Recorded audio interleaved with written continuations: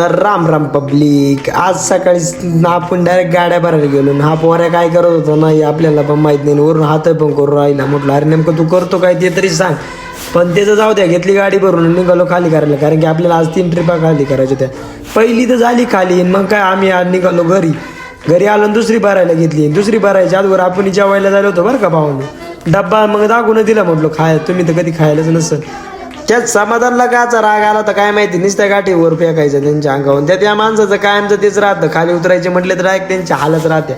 त्या तिकडे डायरेक्ट केस बिस कलर करून कुठं जायचा प्लॅन होता काय माहिती. आणि मग काय या भावानी पण केसात हात घालायचं काम चालू केलं. याला म्हटलं अरे तुला नाही कुठं जायचं, तू बस आणि गाडी खाली करायचं. मग काय परत तिसरी भरली आणि मग राव्याला बोललो आता बास की बाबा, मी तर थकलोय चालून आता तू बस चालवायला. मग काय त्याला चक्क दिली चालवायला गाडी. मग भाऊनी घेतली सणा नवीत. मागं पण बाकीच्या गाड्या होत्याच.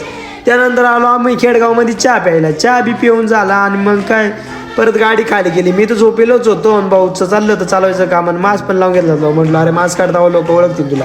मग काय संध्याकाळी येता आपल्याला ना भांड्यांचं ड्युटी दिली होती. कारण की भाऊनी गेली होती भांडी. मग म्हणे तू पण घेऊन ये. मग काय सगळी मी टाकली आणि निघालो भावानं घरच्या दिशेने. आता जाऊ दे की घरी भेटूया उद्याच्या ब्लॉगला.